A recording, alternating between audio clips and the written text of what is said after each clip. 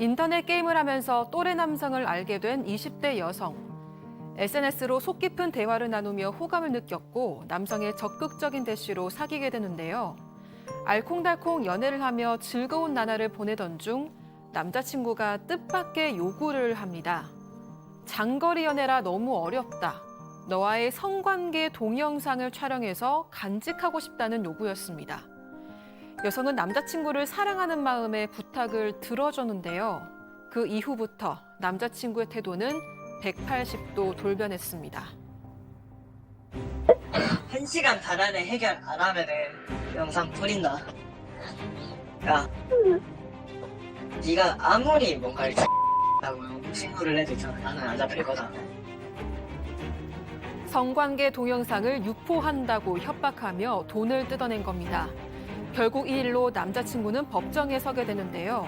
하지만 남자친구의 기막힌 행동 때문에 재판은 1년 넘게 결론을 내리지 못하고 있다고 합니다. 대체 무슨 짓을 벌인 걸까요? 자, 저희가 제보를 받은 사건입니다.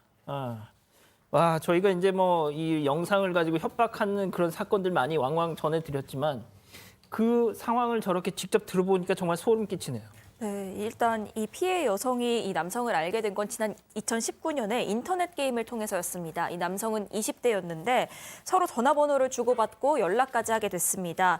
남성이 여성한테 친구나 뭐 가족과 관련해서 속 깊은 얘기를 좀 털어놨고요. 서로 대화를 나누면서 좋은 감정을 갖게 됐다고 합니다. 남성은 이렇게 내 얘기를 잘 들어주는 사람은 처음이다. 이런 얘기를 하면서 굉장히 적극적으로 호감 표시를 했고 결국 이 두 사람은 연인으로 발전했습니다. 자, 장거리 연애를 했다는 거죠. 달달한 연애, 뭐 연인과 다르지 않은 그런 달달한 연애를 했는데 사귄 지 한 달쯤 됐을 때 남자친구가 예상치 않은 부탁을 하더라는 겁니다. 그 영상을 찍자고 제안을 했다는 거죠. 제보자는 계속 거절을 하다가 부탁을 들어줬다고 하는데요. 어떤 상황이었는지 이 제보자분의 얘기 직접 한번 들어보시죠. 9월 달에 사귀고 10월에 장거리 연애가 힘들다고 자기 오는 거 너무 힘든데 영상을 찍으면 안 되겠냐. 찍으면은 본인이 간직해가지고 보면서 좀 참을 수 있다. 이런 식으로 얘기했어요. 근데 거절을 계속 했는데 계속 끈질기게 해가지고 삭제할 것을 약속받고 동의하에 촬영을 했는데 그거를 가지고 이제 계속 협박을 한 거죠. 계속 거절했지만 네. 계속 조르길래 딱 한 번 허락을 했는데 그걸 가지고 이제부터는 계속 협박을 하는 거예요. 그렇죠. 연애 초반이었고 사귄 지 한 달이 됐는데 뭐 남성의 주장은 그렇습니다. 장거리 연애가 힘들고 그것을 좀 해놓으면 자기가 좀 참을 수 있다 이런 얘기를 하면서 2차례 정도 허락을 했다고 합니다. 촬영을 했는데 찍고 난 다음에 또 이 피해 여성이 삭제를 좀 해라라고 요청을 했어요. 예. 삭제를 하지 않았고요. 문제는 영상을 찍은 후 2달이 지났을 때입니다. 뭐 본인이 스트레스 일 못한다고 얘기를 하면서 대출을 시작을 했는데 제2금융권, 제3금융권까지 대출을 계속 받으면서 돈을 쓰다가 대출을 더 받기 힘든 상황에 왔다라고 하고 이제 그때 한 사귄 지 8개월 정도 되는데 그때 이제 갑자기 성관계 영상을 유포하겠다라고 협박이 시작된 것입니다. 자, 어떤 식으로 협박을 했는지 지금부터 한번 들어보시죠. 재밌냐? 야, 재밌냐고 니 거기 딱 기다리고 있어라. 집에 내가 지금 갈 테니까 니 진짜 죽여버릴 거야. 네가 원하는 거 진짜 다 뿌려버리기 전에 말해라 진짜로. 아 좀 대답하라고. 나 진짜 그냥 그만하자. 니 영상 뿌릴게 그냥. 아니 답답해가지고 못해 처먹겠다. 니 영상 그냥 팔고 내가 그걸로 돈 벌래 그냥. 됐나? 아니 적당히 하라고 했잖아 내가. 빨리 해결하라고 빨리 그러면은. 난 하고 있는데 1시간 반 안에 해결 안 하면은 영상 뿌린다. 저했을 때 계속 해보고 있단 말이야. 안 되면 어떡할 건데? 제가 오늘 저도 이 음성 파일을 일부러 방송에서 들으려고 지금 듣지 않고 들어왔거든요. 와, 지금 제가 지금 약간 멘붕에 빠졌습니다, 지금. 승현님. 이게 용납될 수 있는 일인지는 잘 모르겠는데 한 여성의 인격을 거의 말살하는 이야기인 것 같아요. 여기서 말살하는데 그치지 않고 지금 보시면 뭐라고 이야기합니까? 뿌리겠다. 그러면 네가 나한테 돈을 달라라고 이야기를 하고 있는 거죠. 피해 금액이 한 4천여만 원 된다는데 피해 여성이 아르바이트를 합니다. 아르바이트를 해서 월급을 받습니다. 또한 본인 명의로 대출까지 받습니다. 이 영상이 뿌려지면 안 되니까 그게 4천여만 원이라고 합니다. 이 남자친구는 돈 주면 좀 괜찮아지고 돈 안 주면 아까 마지막 그런 이야기를 피해자에게 했답니다. 피해자 목소리 들으셨죠?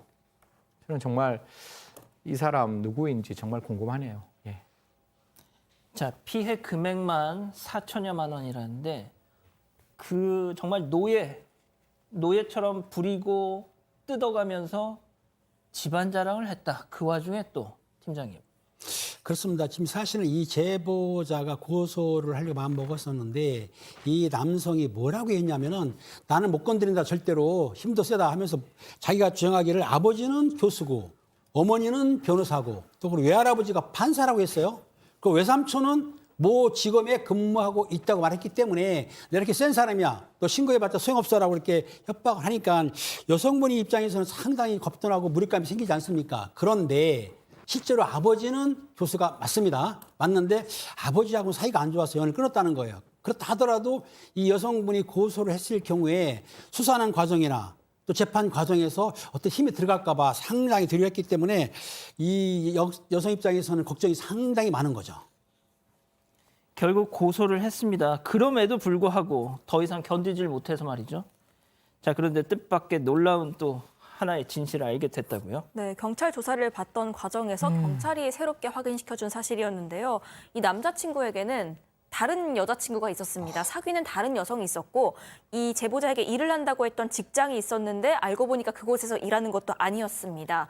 그러니까 이 사실을 다 알게 된 뒤에 제보자가 생각하기로는 돈 벌고 자신이 고생하고 있다 이런 걸 티내기 위해서 이 직장에서 계속 일하고 있다, 시간이 없다 이런 얘기를 해왔는데 알고 보니까 자신 몰래 바람을 피우고 대출을 계속하도록 유도를 한 것 같다는 겁니다. 여자친구도 있었고 일도 나가지 않았다는 사실이 너무 놀라웠고 이용만 당한 것 같다는 생각이 들었다고 합니다. 제가 좀 평정심을 찾아야 되는데 앞서 그 협박 음성 파일을 저도 지금 처음 들어가지고 저도 좀 지금 진정이 안 되는데 야 진짜 이 자식은 진짜 이거 고소를 했고요. 재판이 시작이 됐습니다. 근데 이자의 행동에 또 한 번 피해자는 충격을 받았답니다. 체크포인트 짚어보죠. 재판 중에 잠수 탔어요, 팀장님. 그렇습니다. 그 고소를 해가지고 이제 재판에 들어가는데 첫 번째 재판에는 참석을 했습니다. 이제 그 후에는 계속 기일 변경을 한 뒤에 불출석을 했어요. 그런데 결심 공판에는 나왔는데 결심 공판에서 이제 검사가 구형을 하지 않습니까? 3년을 구형을 받았는데 바로 잠적해 버린 상태예요. 못 찾는 거죠. 그러니까 그 피고인이 없어졌으니까 재판이 진행되지 않은 상태인데 근데 이 제보자가 하는 말이 뭐냐면 이 집안이 엘리트 집안이기 때문에 그 부분이 영향 미친 거 아니라고 생각을 하는데 어떻든 이 피고인은 지금 숨어있기 때문에 재판이 지금 계속 미뤄지는 상태인 거죠. 자, 불구속 상태였어요. 이 피해자 그리고 또 피해자 부모님은 당연히 구속이 될 줄 알았는데 불구속 상태로 재판을 받으니까 하루하루 재판을 받으면서도 불안해서 해코지 할까 봐. 자, 그런데 또 이제 잠수까지 탔어요. 그렇죠. 결심하고 나서 선고 직전에 지금 잠수를 타버린 상황이거든요. 그렇다면 이제 피고인이 있어야지만이 재판을 진행을 할 수가 있고 뭐 걸석 재판도 있긴 하지만요. 그런 상황이라서 재판이 아마 정지된 상황이 아닌가 그렇게 보입니다. 문제는 이 사람 지금 피고인 이 사람 어디 있는지 지금 확인을 좀 해봐야 되는데 온라인 같은 활동을 계속 하는 것 같아요. 그래서 IP 주소라든지 이런 걸 찾아보면 결국은 생활 반응은 지금 계속 나오는데 IP 주소만 나오고 정확하게 어디 있는지는 알 수가 없다라고 해요. 그래서 지명수배가 돼 있고 2달째 못 잡고 있는 그런 상황입니다. 검찰에서도 이제 이 사람이 나와야 되는 상황이라고 계속 기다려야 된다 이렇게 얘기를 하고 있습니다. 아니 뭘 기다려요, 승 의원님? 예? 아니 저희가 진짜 이 신상 공개 뭐 이런 것 때문에 저희가 차마 저자의 얼굴을 보여드릴 수가 없는 사진 좀 보여주세요. 사진 좀 보여주세요. 야, 진짜 이게 뭐 이런 일이 있습니까? 이걸 기다려요? 제 나올 때까지?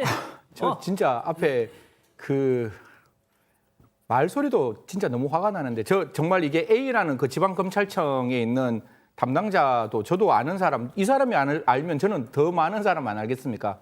사실 지금 상황에서 이 정도 제가 옛날에 구하라 사건 때문에 이게 성폭력 그 처벌법에 하나의 조문을 였습니다. 그게 성영상물을 가지고 협박을 하면 협박 자체는 1년 이상의 징역이에요. 1년 이상의 징역이면 30년까지. 그다음에 의무 없는 일을 하게 되면 3년 이상의 징역이에요. 그러면 1년부터 30년. 그게 공갈대 갔으면 45년까지 가능한데 왜 이런 사건에 대해서 구속 안 했는지 모르겠고 두 번째 골석재판했다면서요. 중간에 안 나왔다면서요. 그럼 선고할 때 바로 법정 구속했어야죠. 왜 법원은 이렇게 피해자 편에 안 있는지, 검찰은 왜 이런 사건에 대해서 구속영장 안 청구하는지 이건 정말 뼈 때리게 반성해야 되는 부분이고 지금 선고가 나오고 난 다음에 이렇게 골석재판에서 그다음 재판이 진행 안 되면 이 사람 목숨 걸고 경찰은 이 사람 잡아야죠. 그렇게 돼야 되는 건데 아까 제가 말씀드렸죠. 이게 안 잡히고 있으니까 피해자는 얼마나 마음이 불편하겠습니까? 우리 경찰이 만들어 놓은 규칙이 하나 있고 검찰이 만들어 놓은 준칙이 하나 있는데 피해자 보호 및 지원 등에 관한 규칙, 그다음에 범죄 피해자 보호 및 지원에 관한 예규가 정확하게는 제가 명칭이 지금 기억 안 나는데 둘 다 피해자 보호하는 겁니다. 지금 이 사건에서 그냥 스마트워치만 줬다는데요. 그게 아니라 정말 6가지 중에 정말 필요한 건 무엇이냐고 정확히 묻고 그 사람이 원하는 것만큼 그 사람에게 피해 보호하는 것이 지금의 국가가 이 피해자에게 할 일이라고 생각합니다. 이 부분 저도 눈 바로 뜨고 지켜보도록 하겠습니다. 예, 저희가 조금 너무 흥분했습니다. 죄송합니다. 두 번째 사건 정리하고요. 이 사건의 진실을 추적하고 싶으십니까? 그렇다면 사반 채널을 구독해주세요. 지금까지 이자연 기자였습니다.